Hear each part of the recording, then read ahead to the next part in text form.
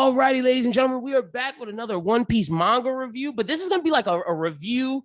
And since this chapter was kind of ending the fights, basically giving us a run through of everything, but because it's the end of the year, we're going to basically review this chapter. But inside the review, do our thoughts overall on like the Sanji fight, the Zoro fight, and give our rundown of basically One Piece this year, because by the time you guys hear this, this will be the final chapter we're talking about before the new year. So super excited about that. Quick plug. Christian, myself, and Krista did the Anime Talk Awards. By the time you guys hear this, that should be out. Or if not, it'll be out the following day. Really dope, where we talk about the best anime and manga for the year. And you know One Piece was taking home some awards. One Piece was great in 2021. It was incredible. So, Christian, how you doing, man? I'm doing pretty good. I'm tired from work. Yeah. Tired like tonight. I just mean, bruh, they giving me these closing shifts. They working you. How would you say One Piece manga, before we get into anything, how would you say the One Piece manga was in 2021? Oh, it was excellent. Again, anyone who's watching our anime awards, when this comes out, you're going to hear me reiterate this. But anyone who's been very deep in One Piece manga to the point where you go and look for parallels, you go and look to see, has Oda planned these kind of things out where there's seeds that he planted before. This year, I went through so many old manga chapters just to formulate theories, just to talk in threads. And, the things that I heard, the correlations, the things that I picked up on, it's just ridiculous. I mean, we get milestones this year, but 1,000 was this year. 1,000. But it's very evident that what's happening in, chapters 1,000 plus were known to Oda during chapters 1 through 10. I mean, it's ridiculous. You can tell he's been wanting to get to this point. This is what he's wanted his characters to be this whole time. But it's funny because the way he set them up, he said it's because of the warlords, but I think it's because of I think the warlords is why, but the fact of how strong the warlords were made him have to make the guys, Kaido, Big Mom, the stuff he had planned now have to be even stronger. So to get there, Luffy had to go through so much more than what it was. And we're finally here now. And I know some people have been upset about power scaling and whatnot this year. It's a small minority, but they're pretty vocal on Twitter. I personally have loved One Piece this year.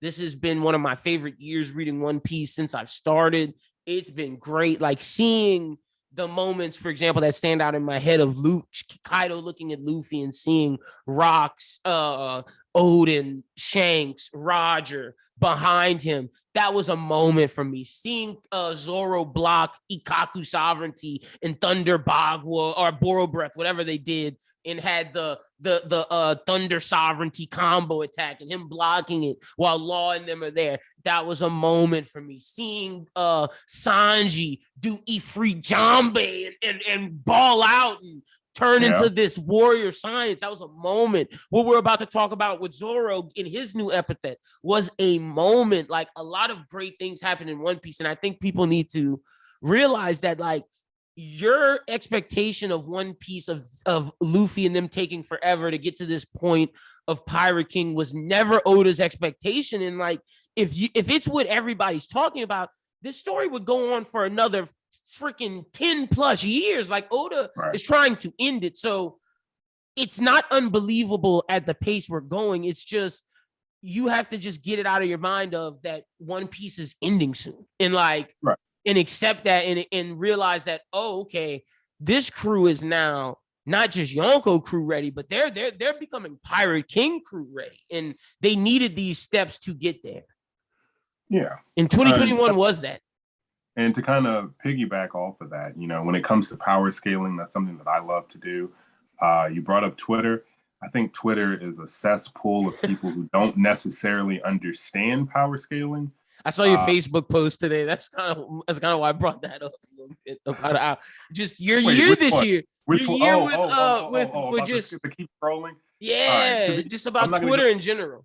I'm not even going to go too deep into that. That was a reference to Twitter, not Facebook. I know. I posted it on Facebook. Facebook, yeah, but it's about Twitter. That actually had nothing to do with the One Piece debates. At this point, if I scroll on One Piece debates on Twitter, if you say something that just shows me that you don't have reading comprehension, I'm just gonna keep scrolling. Like, that's not even a problem. Like, I'm ready for debates where people are on the same page of what they've read. Yeah. Okay, like we're actually talking about scenarios where Oda's directly saying something, and you've got hella people on Twitter just saying, "Yeah, no, that's not what it is." And it's like, I can't even have a conversation. Like, I'm just gonna keep going. That's not even an issue for me anymore.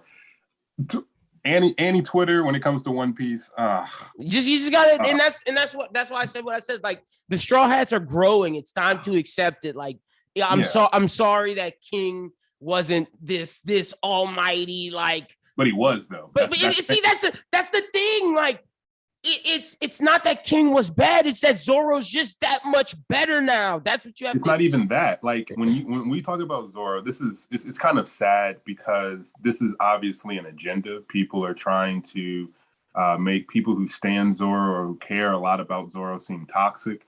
But Zoro's at the center of almost any debate right now. Like, when you talk about Mihawk, that's effectively just a Zoro conversation. Because most people like to talk about Mihawk being stronger than Shanks or Shanks being stronger than Mihawk. That's a direct correlation to Luffy and Zoro. We all know that. We all know that that's a debate. The King-Queen debates is just about Zoro versus Sanji. I hate those. Those are ridiculous. Now you have scenarios where people, and I'm going to talk about this a little bit later. I'm not going to rant about this right now, but you have people who are talking about Katakuri is so much better than King. And that, what's fueling that is that people don't want to talk about how close Zoro is to Luffy. And again, I may sound biased because everyone knows I'm a Zoro stan, but these conversations, even when I don't participate, I just read, they devolve into Zoro power scaling statements. So right now, when you talk about One Piece in 2021, Sanji had his year of Sanji. This has definitely been the year of Zoro, and that has made a lot of things contentious.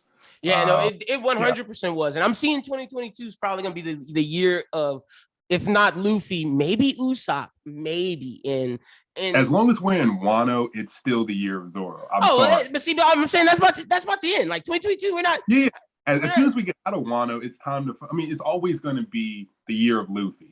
When it comes to One Piece, it's always going to be the year of Luffy plus someone else. Yeah. I think Elbaf is the year of Usopp. Of Usopp, yeah. Usopp is getting major, implications. And we're going to talk about it in this chapter. Yeah. So, I completely agree with you. But so long as we're in Wano, we're still in the year of Zoro. So that should be getting wrapped up soon. I'm speculating maybe by March, Wano should be over. I'm thinking June, because I still think Kaido flashback got to be at least 10 chapters. It depends on how many breaks we end up getting. True, that too, that as well. So I could see my prediction is June at the earliest. I'm saying August, September at the latest, the ultimate latest. But I hope it's not August, September, honestly. And I don't see the raid failing. That's really the next thing what I'm taking from this. And a lot of people were they're predicting awakening happening and all of this with I don't think Oda puts the narrator saying that these specific individuals are beaten to then just come and pull a Bleach and oh no, they're a lot Oda doesn't do that. Is that a shot at Bleach? Was that mean? But it's true. Oda doesn't do that. I agree. I love Bleach. It took me a while to understand Bleach's power scaling. So, Bleach has a lot of hacks, and the underlying thing there is that if your Ryatsu or your spiritual pressure is higher than the opponent, then you just kind of cancel out whatever their abilities are. So there's a lot of fake outs in in Bleach. But that does that's what I'm saying. When the narrator says someone is down and defeated, it's over for them. That's why I'm saying this Wano is wrapping up. And speaking on that, let's get into the review. The official won't be out until next Monday, but we're giving it to you early because everybody's talking about it, might as well. This is chapter 1036. Bushido is the way of death. So The chapter starts off with the defeat of King. We then go into a backstory that we're going to definitely dive into, and then Zoro saying and something that I think should be his new epithet. We'll talk about that with Christian. We then jump over to CP0 as they're talking about the battlefield and everything going around. We see Big Mom, Kid in Law. We see Momo. We see Kanzenbo, which is Kanjuro's fire monster, going down to Yamato. We then see Yamato and Fuka fighting our number 6 number, and who's guarding the door. We then see Usopp, Kinemon, and Kiku, which we're going to talk about because I love this for Usopp, but I hate the scabbard situation right now, but we'll talk about that. We then Usopp and them talking. Izo pops up. Izo gives Usopp this amazing shout out. Usopp's damn near coming because of that shout out that he got, but rightfully so. Usopp deserves to be that excited. We then get to the longest battle in the history of freaking One Piece. You know why. It's just been standing there, frozen. Fuku, Rokuju, and Raizu. This shit sucks. We're going to talk about that as well. It then cuts to Komurasaki and Orochi talking. We then see Apu and Ibi running away from CP0 after they destroyed the other Zanki, the other number, and the two CP0 are discussing like, hold up, is the new generation about to shift this? But it doesn't matter as long as those two are standing. We then see Kid, Big Mom, and Law, but nothing really from them. And then we cut to the top of Onigashima where Luffy's in base. Kaido hits him with an attack on his head, and then Luffy punches him with a rock gun and knocks out Kaido's tooth and has a fist mark in his face, and Kaido's wide-eyed and then gets knocked on the ground. They both are knocked down. They get up. Luffy says, this is getting good. And Kaido's like, I was thinking the same thing, brother. And that's the end of the chapter. Let's start off in the beginning with your man Zoro, because there's no cover story, even though I'm ready for the cover story to come back, because when it does, it's about the Vinsmokes. So I don't think we ever really covered 1035. I don't know if we did. I think we missed it because it was the Anime Talk Awards. I don't know. Yeah, that's what happened with that. So if we're going to talk Zoro, I'm going to briefly go through 1035 because it was the fight, and it's important because more so about this flashback for at least for me. Like you, of course, you're going to get your Zoro stuff off, but what was important for me with this was the King flashback to Kaido and getting that. I mean, that's still a Zoro moment for sure because of the correlation between King and Zoro. But I'm talking about with the last chapter, with Punk Hazard and everything, because that's important to like us finally getting that Kaido backstory. Right. So if you're watching the 1036 review, you probably read 1035. So I'm going to be brief so we can get to 1036. But basically, we know that Zoro ends up taking his power to the next level with Enma. He realizes how King's abilities work, where, when he has the flames up, he's practically invulnerable. But when he removes the flames, that's when he, sacrifices his defense for speed and attack. So Zoro ends up realizing this, and, now the mystery of King has been solved. So effectively, Zoro cuts through his mask, King removes it. Everyone else realizes he is, in fact, the Lunarian. This is Kaido's crew. And he's a good-looking brother. Shout out to King. I was worried because, I'm not saying like Katakuri wasn't cool looking, but anytime that you hide the face, it just leaves speculation for if there's something wacky going on. I love Katakuri, but that giant mouth was hilarious, right? And Oda, I think it's because King's a Lunarian. I think the Lunarians are very important to what's coming. Like Oda wasn't playing around with, like he's making them look badass. I mean, there's so many characters who you could say in One Piece just look goofy, even if they're ridiculously powerful. Plus, Kaido has a goofy looking dude in Queen. So like, right. So I'm glad that we just got what seems to be a complete badass, good looking fellow. And most of the right hands are though. Right. Like most of them are. Yeah. With the exception of Beppo, who people would say is cute. So like, Right. And we still know next to nothing about Beppo. Similar to Katakuri, when, his underlings see his face, he kills them basically. Katakuri stabbed all of the chefs. King burns them to nothing basically with his magma dragon. After that, Zoro finally makes a reference to bounty hunting again, where he says, if they're distracting you, why not come up here? Did I hear something about 100 million just for a tip off? What are you anyway? So, when I read that, I just got these vibes of like, oh, I got a perfect gift for Nami. I'll kill your ass, or I'll, scar you, turn you over to the world government and be like, hey, here's 100 million. Yeah. But yeah, they continue to fight. Zoro's hanging in there. And I really love the banter between these two, because you see the respect, and you see this consistently with Zoro fights, whether it be Mr. One, Kaku. Once Zoro gets to a certain point in the fight, they're like, yeah, no, we recognize you. Unless they're weaklings like Pika and that dude from Fishman Island. Let me reiterate this again, because I actually hate the notion that people call Pika weak. This is part of the reason why I love Zoro so much. I just mean in terms of respect, like Mr. One was stronger than Zoro at the time, or on par with him. Like Pika's not on par with Zoro at the time. Like that was Pika was never right. That's exactly. Like Pika was never. For the people who are on par with him, they show reverence and respect towards the end of the fight. But like the Fishman guy, that was just a drunk that Zoro just sliced like that. And Pika are just Zoro like told him, like, dude, you're not in my league. I'm not even going to try and hurt you because you're boring. I'm just trying to end this. Like we're all stronger than all of you. This is like a joke. This is a joke. But the references between King and Zoro here, the way that they talk, I love the line where King says, "I can sense the threat you represent."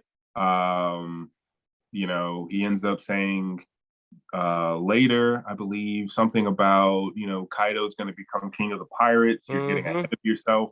So it's just, I love the dialogue. Zoro taps into a new level of swordsmanship. I speculated that Ifrit Janbei is a whole new tier. I already withdrew that statement about Hell Memories. I thought that Hell Memories would be a whole new tier of moves that encompass like a higher form, like a Super Saiyan or a Kaioken. But that's not the case. Ifrit Janbei is a step up to Diable Janbei. So he should still have all of his moves at a higher level. For instance, I believe it's Luffy's pistol, then it's jet pistol, then I just called it this, but I think like Kongun is the Gear 4 pistol. That's what you think? Pistol. There's plenty of moves it could be, but if you are an avid One Piece fan, I definitely think it's in Culverine is the one in Snake Man, maybe. Right. So you can kind of see where the tiers are. Obviously, Red Rock is in a higher form of Red Hawk. And Rock Gun is like, we'll talk about that. We'll get there because that's interesting. We'll get to that. So Ifrit Janbei is a higher tier. I believe that King of Hell 3 Sword Style is a higher tier of his 3 Sword Style. I also made a tweet where I hope that this goes into Ashura, where it's something like 9 King of Hell 9 Sword Style, which would be nice. Or what we're going to get to a little bit later. But then we get into the King flashback, and this is where that was great. Again, the correlations to Punk Hazard. If you look at those buildings in the back, it actually has the initials for Punk Hazard. The exact number can actually be found in the Punk Hazard chapter, so that is in fact Punk Hazard. And it's great because like I feel like that's where they meet Queen as well. Like I know we didn't get to see that, but like Vegapunk was there. Vegapunk, Mads, all of that with Queen, and then I love that I got the dragon devil fruit examined. Yep. And I feel like I said this in the Discord, but my theory with all of this is through these experiments Vegapunk did on Kaido and King, this is how he made whatever the SSG is about to be.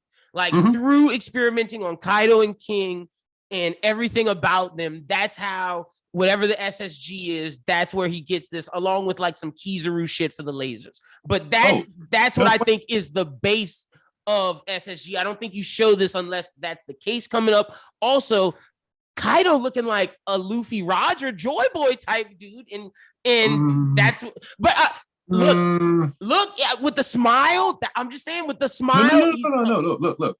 I straight up believe Kaido's real name is Kaido. Something like after 1036, the fact that this guy is smiling again in the face of adversity, and they're saying that he thought he was Joy Boy, like right. That's why this. I'm thinking Zebek might have told him that, like, hey, maybe you're Joy. Like, who told him that? Somebody had to put that in his head. And that's why this flashback is important. I think that he knows about Joy Boy through Zebek, but I don't think someone told him that. I think Kaido kind of decided for himself. I'm going to be that. And I'm going to get more into that in 1036 because King refers to Kaido by saying, continue to be the strongest. He doesn't, necessarily say things like, oh, I believe in your cause, or I believe that you will bring peace or happiness or whatever. It's just, if you're the king of this new world, then, I would be glad to serve under you. But it does seem like a juxtaposition from this chapter of like how they seem very optimistic. Oh, yeah. In 1036, they seem almost, I don't want to say defeated, but they seem like, oh, this isn't it's not what we originally set it out to be. Right. So continuing on, we have this one panel that, again, if you've been reading One Piece, I love it because Zoro does exactly what I'm assuming his grandfather Ushimaru does and splits a boulder with Purgatory Onigiri with the same exact pose that his grandfather did to free himself from the cave, along with the other two samurai. We then get some pretty cool choreography in Zoro's dodge, the clash, and then finally, I actually had to be corrected on this in Twitter, but King tries to disarm Zoro again. Yeah. And when I looked at this panel, I was thinking to myself, why didn't Oda make this much bigger? Because it looks like this is an advanced Conqueror's Hockey clash where there's no contact. But upon further speculation, we've never directly seen King use Conqueror's Hockey. I read into that because there was a focus on both of their eyes. I feel like he used it right there. I mean, he probably was using Conqueror's Hockey, but I don't believe he's an advanced Conqueror. King. Okay. So I think that this is what Zoro did to literally repel him. So instead of two people, I always compare, the blades not touching, like Whitebeard and Roger, Luffy and Kaido, as like they're both basically like magnetic forces, and they're both facing the same way, north and north. So this is just Zoro repelling without the other repel factor back. That's all that this is, in my opinion, now. And it also makes sense because if you go back to Fishman Island and you look at the panel of Zoro versus Hyozu, there's a translation where he says, "You're not going to get past my barrier." And if you look, none of Zoro's blades are touching Hyozo's blades, but he's still repelling Hyozo. So I think that this goes back to the concept of Zoro having Conqueror's Hockey, constantly using it, but not necessarily being aware of what he's doing. And now as of 1034, 1033, he was aware. Yeah, now he's using it. And he's using it to its fullest extent. Now, I do believe that Zoro has the basic overpowering, instinct with Conqueror's Hockey, as he showed in the Wano anime. As I've said, he's been using in the One Piece anime since pre-time skip. But I digress. So we move on. I love this scene. King disappears. He's moving really fast. Zoro sees him. I read because his eyes are in the direction of where King's going to come from. But I think he intentionally says, okay, I'm gonna tank it. Yeah. I'm gonna tank it, and then I'm gonna use that to catch King off guard. He uses bird dance, and I'm thinking like that looks absolutely beautiful. It looks like he just bisected King like he did Monet, but it wasn't that deep of a cut there. So King's still up. They clash some more. Zoro finally figures it out, so he starts talking reckless. He's like, why bother block my attacks? I thought they did nothing to you unless you're scared of what I can do. And we seen King's face. He looks petrified. Anyways, we all read this. So, extra large Imperial Flaming Wings sounds like something you would get from KFC or Chick-fil-A or Popeyes. My man pulls out his dragon, baby. The dragon. And I'm about to talk about this for just a little while, but we get King of Hell 3-Sword Serpent, which is even higher than 3-Sword Style. Again, every time I see it, I start attributing that to all of his other moves. So does this mean that Ashura could have King of Hell 9-Sword Serpent? I don't know yet. Yeah, you got to see. But for a lot of ZKK deniers, they say this is the moment. this is what we've been talking about. Zoro just cut a dragon over Wano above the flower capital. So it's like, the Ryuma parallels have finally in the Ryuma mode, in the Ryuma mode attack style too, with the thing over. King of Hell 3-Sword Serpent, 103 Mercies looks exactly like Flying Dragon Blades. He's using all of his swords. I'm gonna say this because I'm gonna go. You're still a denier. I'm still a firm believer. Yeah, but I'm gonna wait for 1036. All I'm gonna say is if y'all really think that the Ryuma parallels paid off because of a flaming dragon from a sword attack, come on, bro.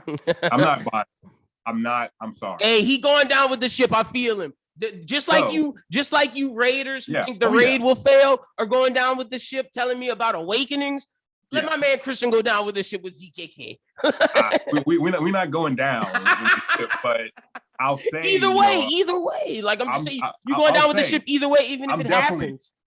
I'm definitely doing it until the last chapter of Wano, and they leave Wano. ZKK is on the board. Okay, so we're finally in 1036. And we start off great. So I want to again. I'm a fanboy, so I gotta gush over this moment. Zoro cut a black blade. This is really, really impressive to me. I made a post about this before. I said that Zoro versus King, the end of it reminds me a lot of Zoro versus Mihawk in the Baratie arc, because he scars King's chest here. He shatters his blade. Cut his wing. And, he cut his wing. So I was really impressed with that. I feel like that's a Mihawk reference. I think it's symbolic about the wing getting cut. It's the right wing. Kaido is trying to be the pirate king. King is the wing of Kaido. He cut his. Don't start with the wings of the pirate king. Don't. It's there. That's what it is. That's not a power. I know. It is. And I would be. I'm cool with Wings of the Pirate King, except that the fandom thinks that that's a power scaling statement. It's not. Like, I don't mean it that way. I know you don't. Look, I'm not talking to you. I'm talking to the fans vicariously through you. Clear now. I know where you're at. It's Luffy 1A, Zoro's 1B, right? Like, they're neck and neck. And then Sanji's coming in at 3. I can't give him 2. He's under them. Like, it's a clear distinction. But my man is first king, is first commander level. I'm gonna give Kaido that. I'm gonna give Sanji that. Whereas Zoro is like you say, I like what you say, Yonko minus. I like that. And then and Luffy's normal Yonko, not Yonko plus yet or whatever. And I mean, all the Yonkos at this point, I have it Yonko plus. Yeah. Whitebeard and Roger are like Yonko King, Pirate King level, but Oh well, that's fair. We could just say Pirate. So, but when I say the wings of I'm just like I know what you're talking about. Right hand, like the guys that are levitate, like the people that he needs on his side to stop Gaban and Israeli. So, and I think it's very symbolic that the right wing of King was cut ending his dream of not losing until Kaido became king, which I think is significant for your man Zoro. Which is the other correlation to Mihawk. So we see that King and Zoro are of one mind. They both want their captain to be Pirate King. They both made a promise that they would never lose until their captain becomes the king. And one of them had to lose. I mean, it was absolutely beautiful. So to your point, this is where we see the flashback where Kaido is laughing at the notion that King thinks that he's Joy Boy. And King basically just says, legends are legends at this point. It doesn't matter what you do. I owe you my life, which at this point, again, reminds me of Zoro and Luffy, because Zoro saying, I don't want to be a pirate. Not really. But at the same time, you did save me. So it doesn't really matter what you do. I'm going to back you up. So I see that same correlation here. Zoro cuts him down. It then references, the Mihawk moment where we see Luffy and Zoro. And then we get this beautiful panel again. Yep. Look, I have to say this.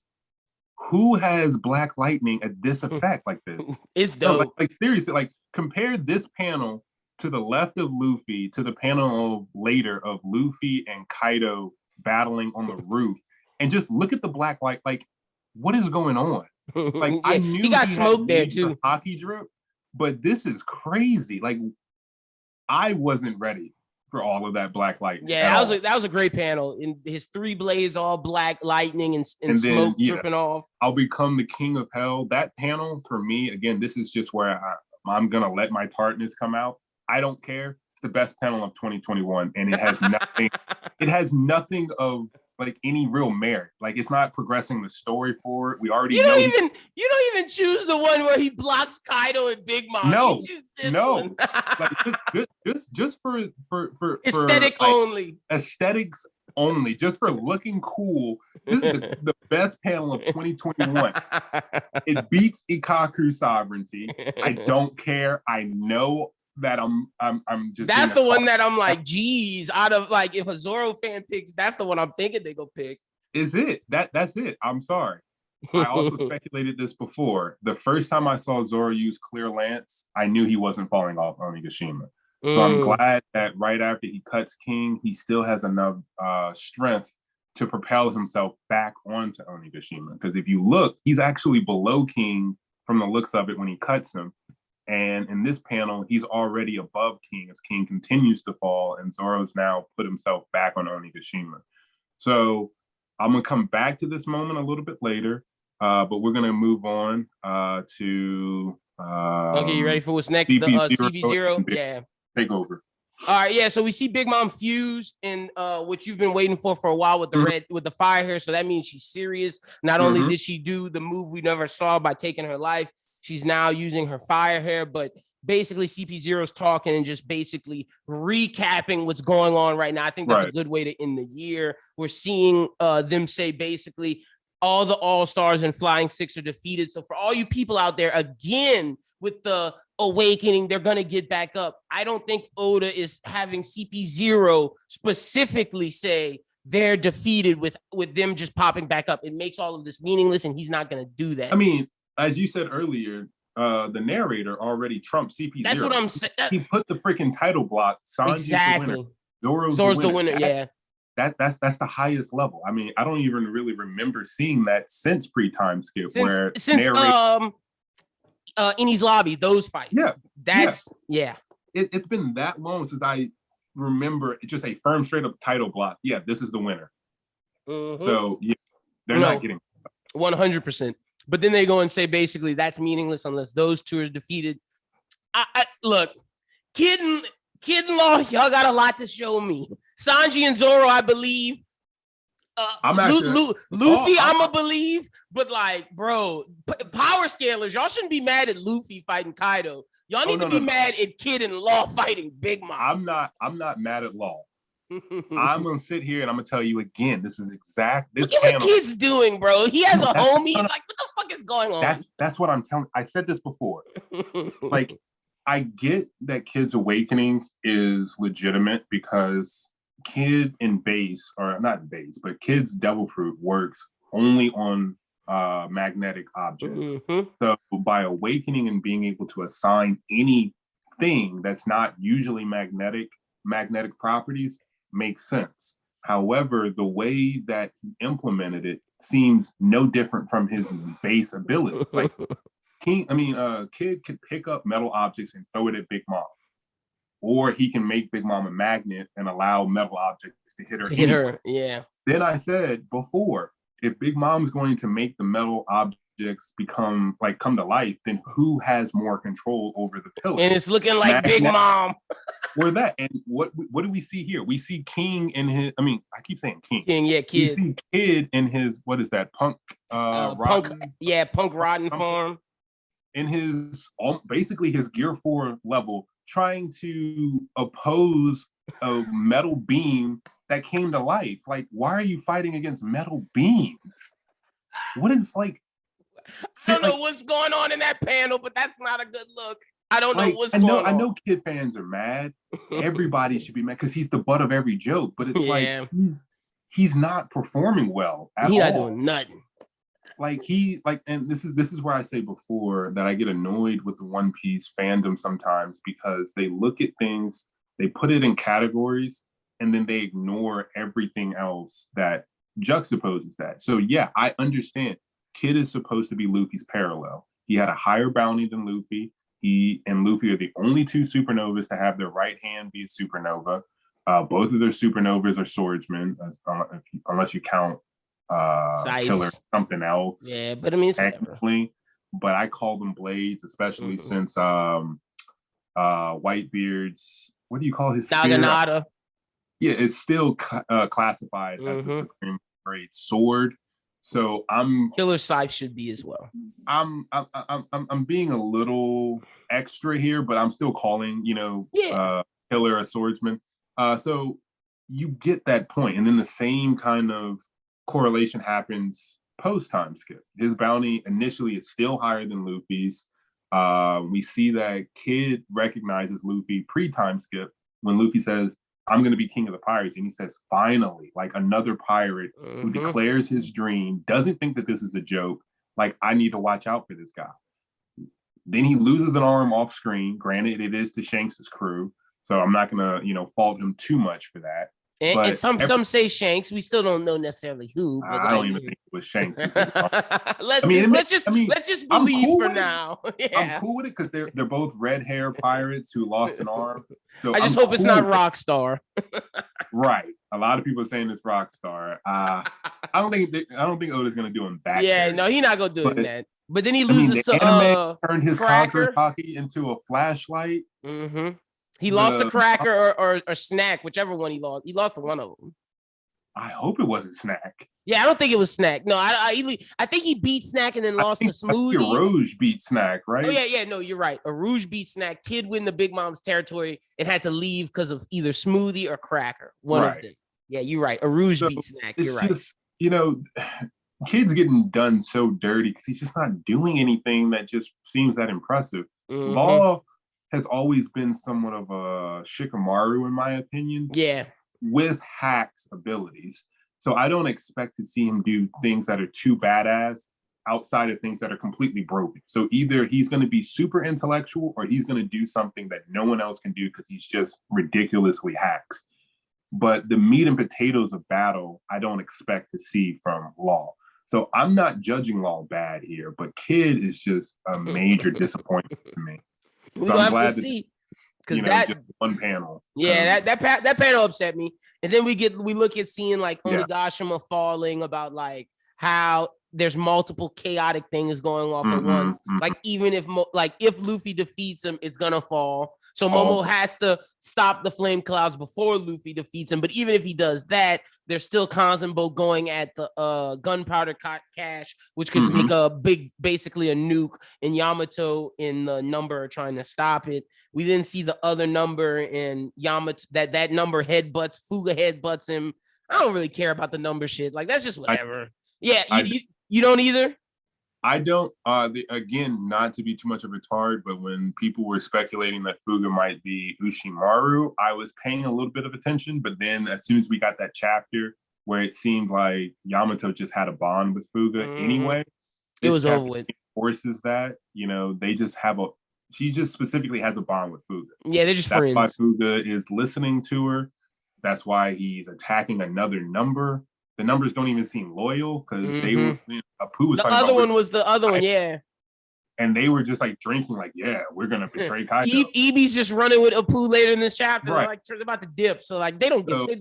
I don't even think they're like smart enough to know what's going on. They just follow whoever tells them to follow. Like, so we see that, and then we get to my man Usopp shooting grass bombs, saving Kinemon and freaking Kiku, who are still alive and alive enough to conversate.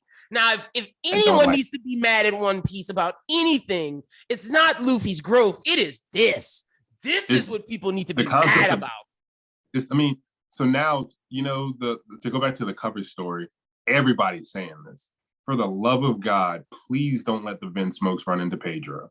Oh, no, that's not going to happen. No, that's not going to. Pedro is dead. There's been too many things Pedro, Pell.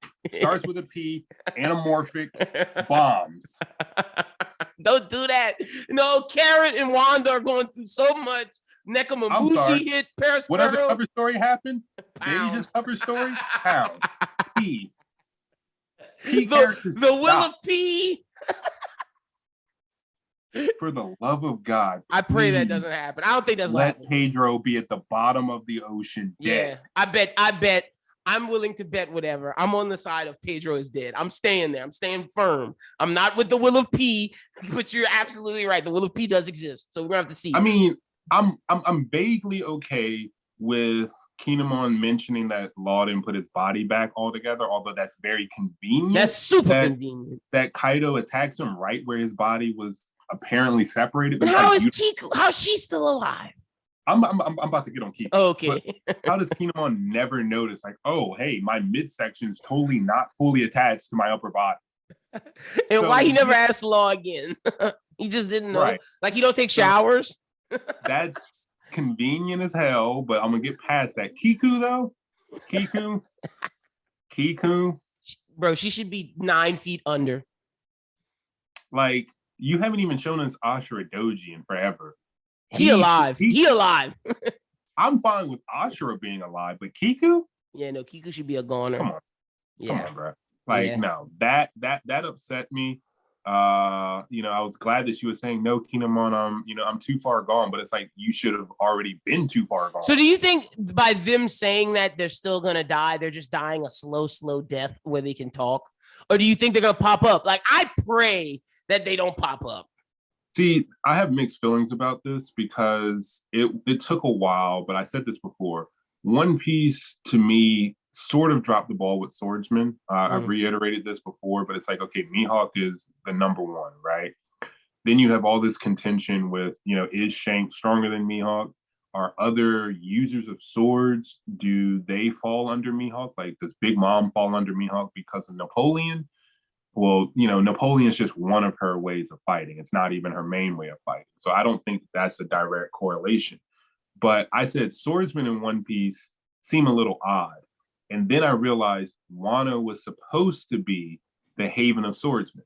If you think about it, if we're speculating that Zoro's real name is like Shimotsuki Zoro and that he is of the lineage from Ryuma and Ushimaru, then in a perfect world where Wano was never taken over or attacked, you would have Oden, Zoro, Ushimaru, and there would be other people of Zoro and Oden's caliber. So it's like, imagine a country full of Zoros or Odins. That's what Wano would have been if Kaido did not get there. And that's a scary thought. So then I think, okay, the Scabbards as a group are the last of that. Odin swordsmen, right? Yeah. Like, if you watch the anime, you see how they went up against Kaido. Of course, the anime is embellishing and making characters, just have the ability to fly because they jump good, whatever. But the point is that they really give me the feeling of competent swordsmen. So part of me is like, okay, if Wano is to ever rebuild and become a threat so big that they need them, telling Borsellino, hold on, we don't know the power of Wano, even though if they knew, they'd be like, oh, it's a joke.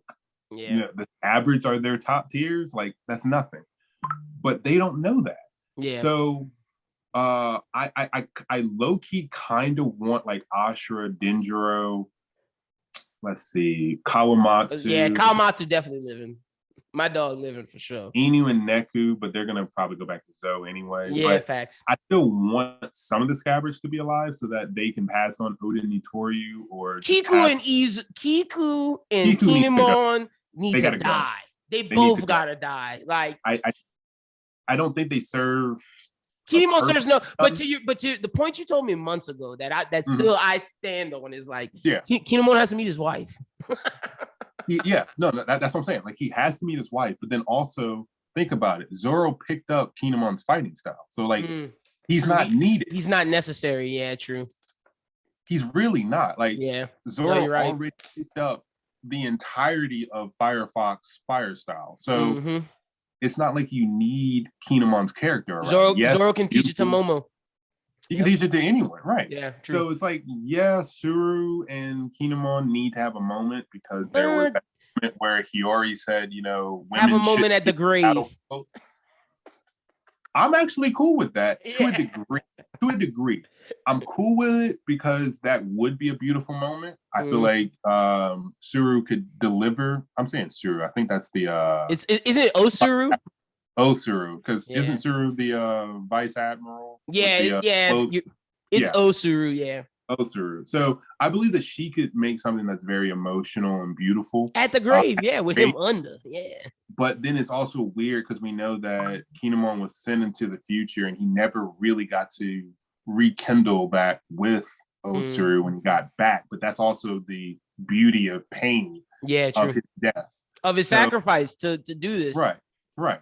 So moving on though. But I like what Usopp told him though. Usopp was like, bruh. Oh yeah. Like, I'm tired of y'all with just this ending yourselves, dog. Like, y'all need to live. Y'all clowning. But this is actually something that we both love, and that is the Izo moment. Oh yeah. Because I've been saying this is what I want from Usopp. What Izo did in this panel is the kind of sauce that I've been waiting for Usopp, and I need him to get a gun. And I'm glad Usopp saw this because this is like, ooh, as a gunman, this is what I could become. Like Usopp's job or his goal is to become a brave warrior of the sea, right? For him to see a top tier, like warrior of the sea, not a top tier is in like Yonkos, but no. We know what you mean, like a warrior of the sea. Yeah, Izo is 100% that.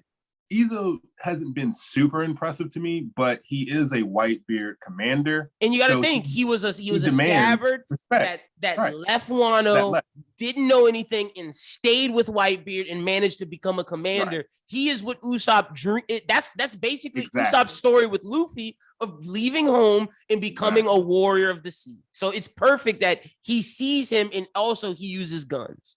Right. And so I believe, and he recognized him. Yeah. He recognized Usopp, which is great. I love that a lot of people are actually calling Usopp God Usopp. That's awesome. I love that a lot of the Straw Hats are developing epithets. So you have like Nico Robbins, Demon Child. Zoro is now the King of Hell. He gotta be, man. Give my man King of Hell title. And let my man Sanji be the Warrior Science, man. Let's go, bro. God Usopp, but then it's like, how many people outside of the Straw Hats know that he's also the Sogi King, the King of Snipers? Like, so it's really nice. Who did you speculate would give Usopp a gun? Oh, in this, I said not even this chapter. In general. Oh, Yasopp. Yasopp. I said Yasopp. Yeah.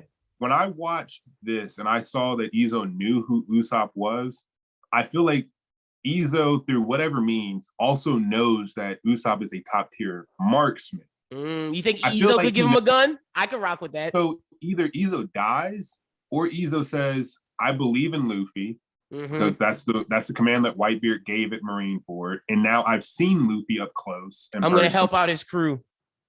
I'm going to give you a gun. Yeah. Now that happens if Izo survives or not, but if Izo dies, even better. So I like what that. I love is Usopp has one gun from Izo and ends up getting one gun from Yasopp. From his dad. Yeah, that'd be dope. That would be nice. That would be dope. And again, keep your slingshot. Yeah, and let that be your long range attack. And your special ammunition attack. And have multiple, bro. Just be like a multiple marksman, pulling out guns, dropping them, picking up your slingshot. Yeah. That's all I want. Or if you get a gun, Usopp is the creator of the climb attack. So edit a gun where you can now load special ammunition inside the gun. Yeah. So one way or the other, I just want Usopp to at least have one gun. No, I'm with you. And seeing what a top tier gunsman can do gets me hyped. It's great. I've been saying that. I've been waiting for these gunmen. I hope Ben Beckman uses his gun and just doesn't turn it around and hits Van people. Auger. Yep. Yasopp. We saw in the anime episode. Izo, Lucky Roo. His bullets with hockey, and yeah, when he shot Kaido, Kaido did react to getting hit by a bullet. More so than a slash from Kawamatsu. Right, exactly. Exactly. So I'm very happy that Oda is developing the gunsmen, because I was just ranting about how I felt like swordsmen were underutilized. Gunsmen even more so.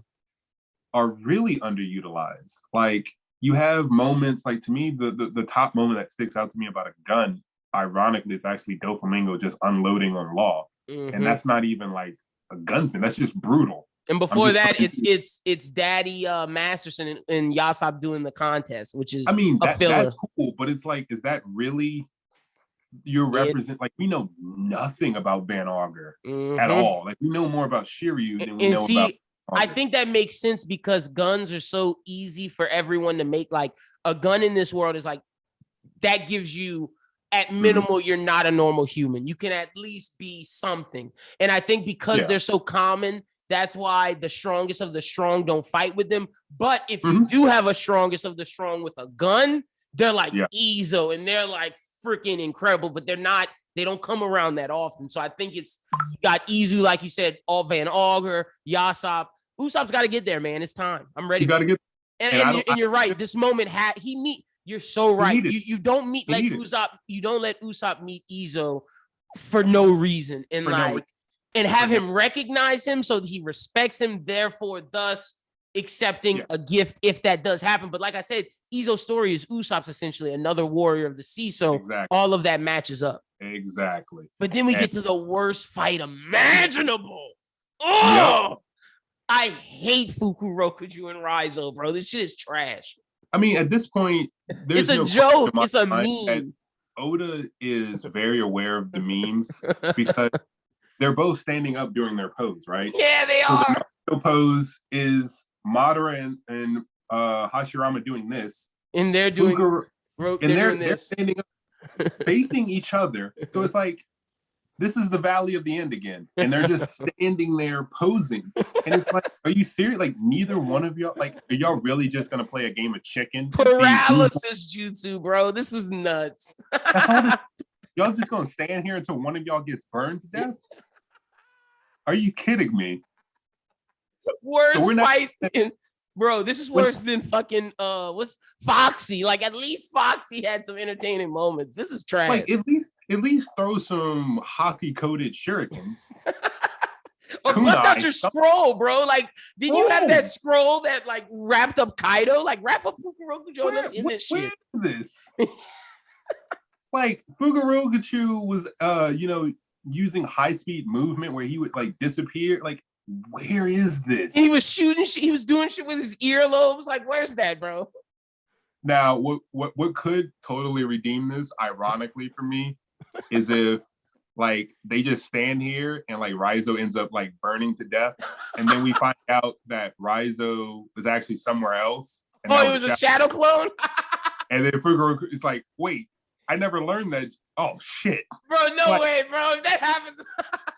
That would redeem this whole thing. If Raizo's actually doing something relevant right now, this is just a clone. You got it, Raizo. You got it. If this is the real Raizo, and if it's that good of a clone for Fukurokuju not to notice, like as a ninja, like, bro, I'd laugh. That'd be hilarious. That's that's the only way to redeem this fight. So then we jump to just a quick Komurasaki Orochi. Oroshi's going crazy, bro. I don't even know the purpose of that. I don't even know what Hiyori's doing. Yeah, me neither. I don't know what's going on with that. Like, I have no theory, no speculation. Like, that for me is a 0%. I don't know. I'm just watching.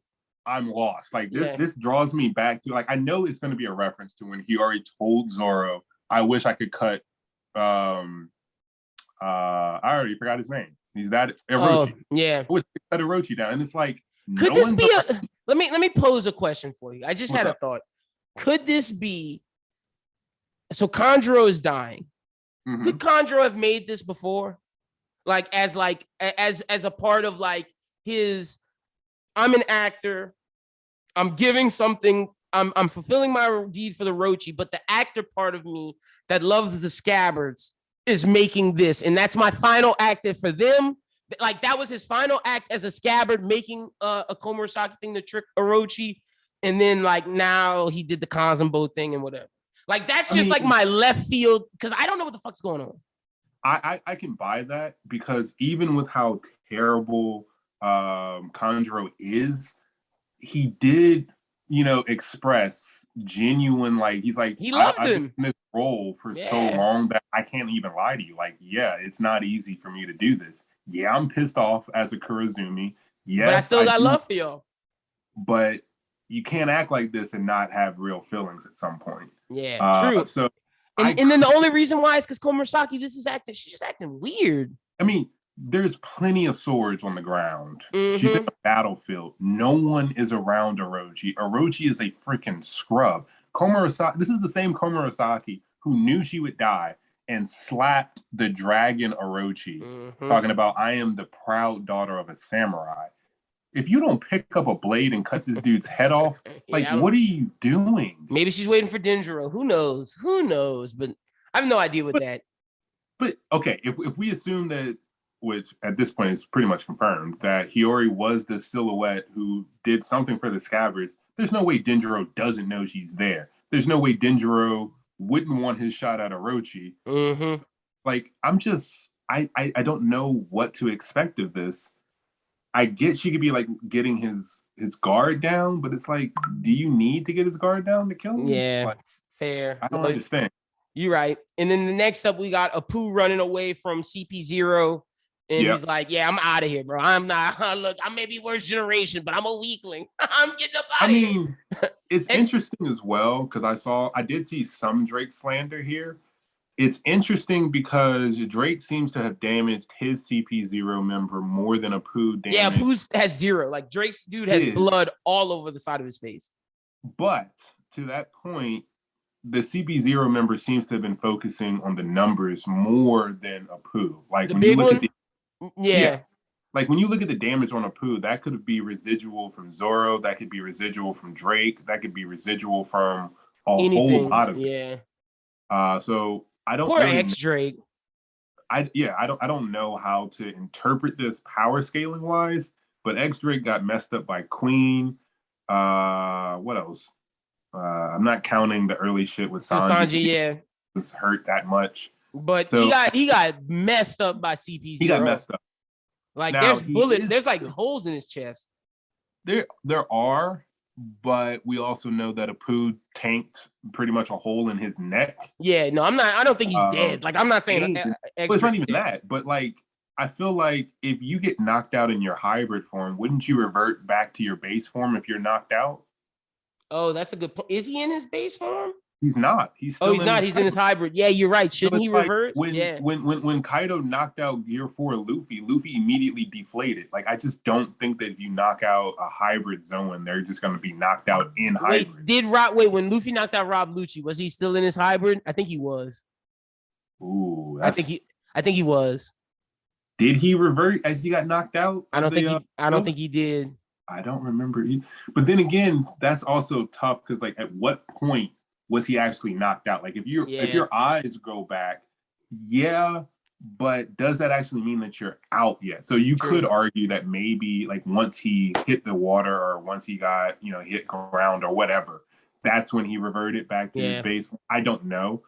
I think it's suspicious that he could still get up. That's what, and then you also have to remember Zoans have ridiculous endurability. Like, even if you do knock them out, they're going to get back up. Yep. And it doesn't say X Drake defeated at all. And this is the same chapter that they're giving winning blocks. Yeah. So that's interesting. It's also, I love this for CP0 because they know who X Drake is and they just don't give a shit about the world government like that at all. They are the celestial dragons, lapdogs, and that's they're only superior. They don't give a fuck about the Marines. Body doesn't matter. So they're still going after Nico Robin, and this is where I wanted to bring back up Sanji and Zoro. So I'm gonna start up by making some slander, and then I'm gonna tell you my gosh, what's slander? Because my man he knocked out. It's not real slander, but again, look. Sanji, I don't understand why he passed out, to be honest. And that's what I'm saying. So it's like, if you combine all of his accumulated damage, he allowed Black Maria to punch him. I think it was a stamina thing. It probably is a stamina thing. Along with, you could also argue that, getting His body, genes worked on drained his energy or some shit. he Because just that's doesn't know how to control. Like he don't know how to control. it's not even just that. It's like photosynthesis. You use up energy in order to make changes from a scientific standpoint. You need energy to make these conversions. And he used it all. Could just be an exhaustion thing. Because he don't look damaged. No, he really does. Like, that's the thing.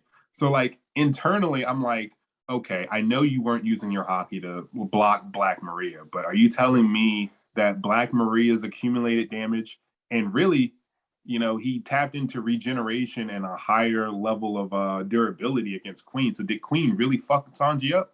Nah, my man about to get up. That feeling.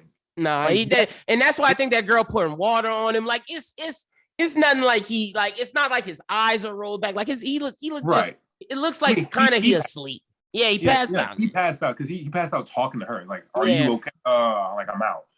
Zoro kind of like a robot. Right. Zoro, on the other hand, has, I'm not gonna actually count this, even though Zoro did say, I got damaged before the war, so he did get cut through by Killer. Then he has I guess like a day or two to heal from that. He goes, does everything that happens on the rooftop, battles with those gifters, where we saw he does accumulate damage there, battles King. Unlike Sanji, in my opinion, he has a much harder time with King, where King is just ragdolling for a while. And after he defeats King, after he does everything on the rooftop, then he collapses. Now, that's just me throwing that out there to be facetious. I saw a theory, and because I don't believe that Zoro's done for this arc, I believe that, he still needs to make him a Black by killing Kaido. He still needs to get up and kill Kaido. He still needs to avenge Yasui. Like, does beating King have anything to do with avenging Yasui? Oh, no, nothing. Nothing. And we remember how emotional Zoro was when he saw Yasui's death. So I don't think that Zoro is going to leave Wano without avenging Yasui or blackening his blade. And I believe that blackening your blade has to do with quick question. Just, what's up? Does them defeating Kaido, like, let's say Zoro doesn't help in like the killing of him, like just the ending, he gets defeated or whatever, the Beast Pirates leave, Wano gets opening. Does that not avenge Yasui just by opening Wano's borders and getting it like back to up to snuff? Yes and no. It would if that was Luffy who said it or Sanji, but Zoro has bodies. No one else has bodies in the Straw Hat. Would taking out Orochi also be another, like getting Orochi dead be another way? Yasui would. I mean, killing Orochi would directly, because Yasui, like avenging Yasui to me is it's more. I get that Kaido is the main person who put Wano in thing, but to me the direct thing would be Orochi for that. Well, I mean, yeah. I personally, I've been saying this. I think Zoro is not going to touch Orochi. Yeah, I don't think he will either. Especially after Hiyori told Zoro, I wish I could kill Orochi. And then Oda goes out of his way to show a close-up of Zoro looking at Hiyori with this pensive thought. So I feel like that's not going to happen. If Zoro has anything to do with Orochi's death, I feel like it's going to be something where he hands... Yeah, like what if he gives her Enma? Yeah. Or something happens where maybe someone brought Ame no Habakiri, because that is actually the blade that's supposed to kill Yamato no. Yep. So somehow that is how I think that's going to play out. But my actual thought process based on some things that I saw is I believe that Zoro's job is not finished, but I don't believe that Robin's going to stay safe. So I think that what's going to end up happening, CP0 will end up getting Robin. Sanji is going to complete the circle by going to save Robin. So that moment where he called out for Robin, this is where he's saying, well, CP0 is two guys. This is where I shine. I asked you for your help. I'm here to repay that favor. Yeah, you asked me for you. So if Zoro's getting up, again, I've said this all the time. Zoro, in my opinion, correlates more to Luffy, but there's major connections between Sanji and Zoro. So if Zoro gets up, I do believe Sanji's going to get up to go save Robin. Yeah, and I do believe that Sanji, at this point, I hope, gets a 1v2 versus both CP0. He gonna bust him up. He's gonna bust him up. Yeah, that's a fact. My man. Then you talk about like illusions. They already got burned up by fire from Conjuro's flame thing. So it's like, and that's stronger than that. Injured them, but wasn't enough to put them out. So it's like, oh yeah, Conjuro's flames are a joke. Shit, let me show you some real flames. And that's a good point. And maybe look, this is a stretch, but with that, maybe like they realize like maybe that's how we find out that Sanji might have some Lunarian in him through CP0. They recognize that fire. They'll be like, how are you burning? And like, you know, that could be where we get some of that. It could also be the return of Detective Sanji. So remember in the anime and manga, when Oden sensed Toki's predicament from Whitebeard's ship. Oh yeah, and he could sense it, and that makes him wake up. Observation. Sanji, like observation. Robin's nowhere near him. Like maybe CP0 is actually escaping. And like that's how he gets it. And they're getting out. He senses Robin's in danger, and he literally, like with an advanced version of Skywalk, just zips over there. Yeah, that'd be awesome. He has Niji speed now, so he's just like, we just see him just pop up on the ship, and is like, you know, he lights his cigarette. He's like, so you really thought you could get away with Robin? I'm about to single-handedly do to y'all what we did to CP9. Yeah, that'd be awesome. I'd love that. I'm all for that. And it's only Sanji who would know. No one else would know. And he would get Robin back, and they'd be like, that completes their story. Yeah. And he'd be like, don't worry about it. I took care of it. Like Detective Sanji. So that's where I think that's going to go. But yeah, that was my little rant there, because I don't think that Zoro defeating King avenges Yasui. I don't believe that this answers all of the things that Zoro said he was going to do this arc. So I definitely think that Zoro's going to get back up. I definitely think there's also going to be another nothing happened kind of moment. So that's going to be interesting. And then we see Lloyd. Then we see Lloyd and Big Mom. Oh man, but she's 100% the strongest we've seen her. Fuse mode plus the extra life stuff. If they beat her, if they beat her, that's real. I don't think they're gonna beat her, but you're right. She is 100% laughing. Now to the part of the chapter that was incredible. My man Luffy, base form, baby, rock gun. What the fuck is that? Advanced version of elephant gun, gear 3rd.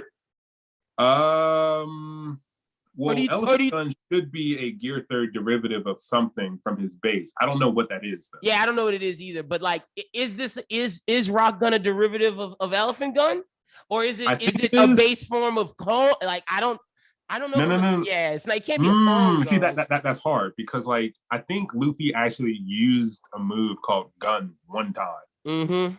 Pre-time skip. He has pistol, he has gun, he has bazooka, he has a bunch of gun related techniques. That's why I'm thinking this is an elephant gunner. I don't know. I actually saw something that I completely missed. I wonder if you caught this. Do you notice anything interesting about the panel of Luffy punching Kaido? Let's see. I'm talking about the way that Oda drew Luffy and the way that he drew Kaido. Oh, about how Kaido's getting his, like how his face is pushed in? Is that what you're talking about? That's part of it. What is that referencing?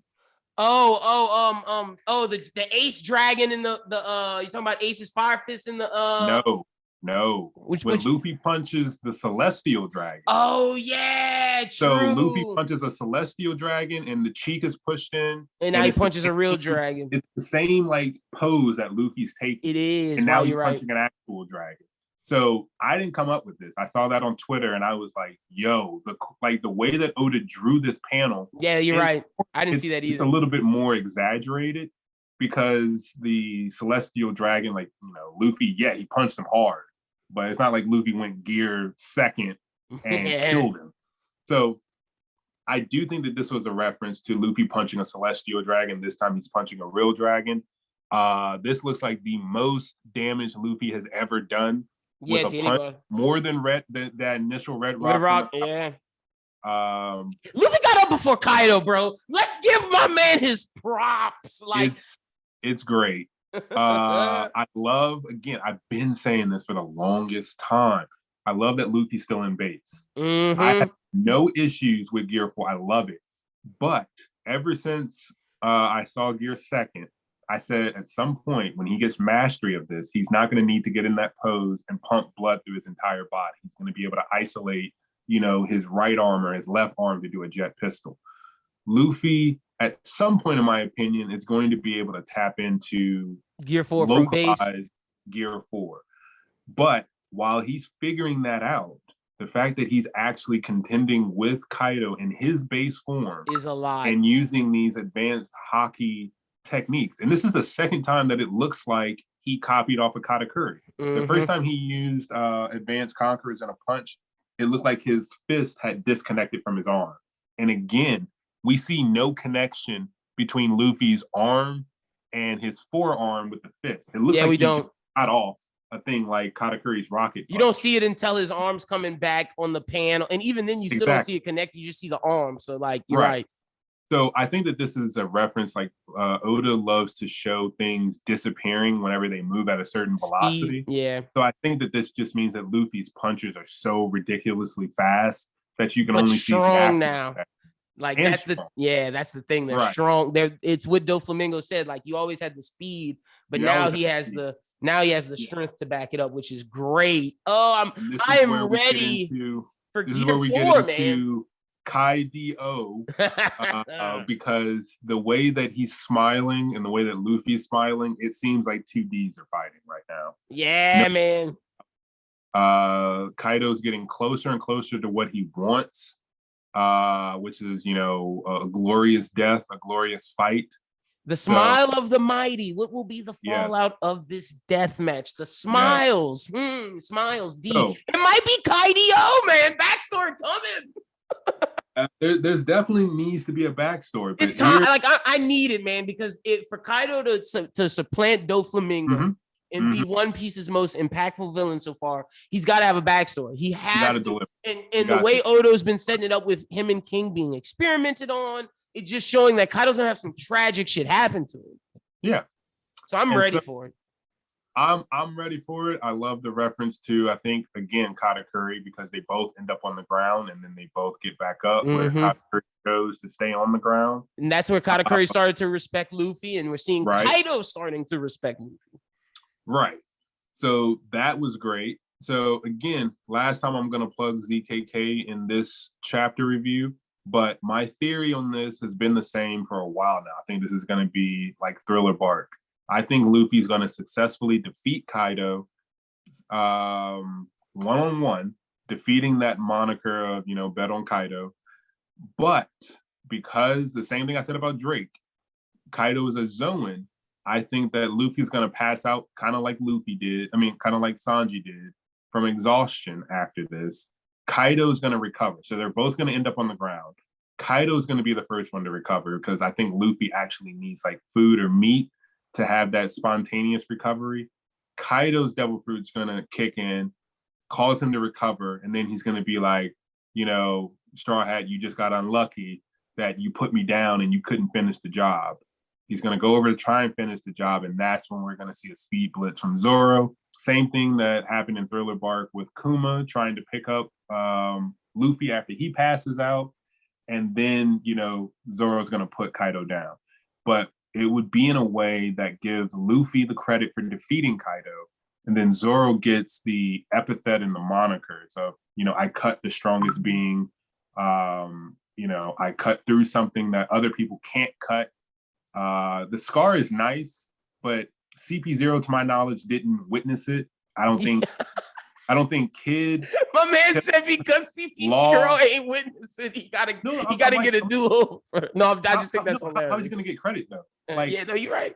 And that's the other thing that I love about One Piece is that nothing is black and white. You look at a bounty, and you got to remember a bounty is just a monetary representation of the world government and what they know. Yeah, it does not represent strength at all. It doesn't represent strength.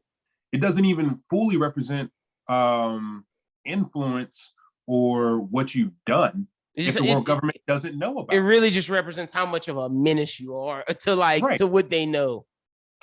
From what they know. Yeah. So, if no one looks at the body and it's like, Kaido has an extra scar. Let's examine this. This looks like it was cut by Enma. Who wields Enma? Oh, it's Zoro. Let's update his back. Like, that's not gonna happen. But if they find he get a bounty update because King got defeated. Because of King, right? and that's cool. That's cool because Luffy went from what 500 million to 1.5. Yeah, for defeating Katakuri, so he's gonna get it. But I think, you know, if we're gonna talk bounties, Luffy has to hit like 2. Close to 3. I'm gonna push it almost 3. And Zoro got to be like 1.5, between 1.5 and 1.9. 1.5 for beating Katakuri and running away from Big Mom, then he's got to hit like 3 for fighting Big Mom. And Kaido. No. Luffy got to hit. I'm saying Zoro. But then I also 1.5, say 1.9, maybe 2. Maybe 2. I also say that because I think that a lot of things are about to get rectified. Like we all knew that Sanji's bounty being higher than Zoro's bounty was for joke purposes. It wasn't going to last. Sanji gonna be at 1, an even 1. That's what I'm saying. I feel like Luffy's gonna be 3 or pushing 3. Mm-hmm. Zoro's going to be either low 2 or very high 1. Like that's what I'm saying. Between 1.5, I'm saying Zoro's anywhere from 1.5. I don't even think 1.5. 1.5 is fine for like an encompassing range. But if I'm gonna be like if I'm pinpointing. Yeah, I'd say 1.7, 1.8. 2.2. That's where I'm at. Like that's somewhere between 1.8 and 2.2 billion is what I think. Sanji should be hitting anywhere from 1.0 to 1.5. No, I don't even have Sanji at 1.5. I think for him 1 to like 1.3. Perfect. Like 1.3 is cool too. That's where I got him. I just don't like 3s. Oh. Like outside of like Santorio and 3 Sword Style, but like 1.3 is like just give him the 1.5, like give him the extra 200 million. Like, so that's just for a cohesive bounty tier. I feel like Luffy should hit 3 so that I can give Zoro 2, so that I can give Sanji 1. Jinbei's been at 500 million, so he should probably hit like 750 to 800. Give Jinbei 9, man. Give him 9.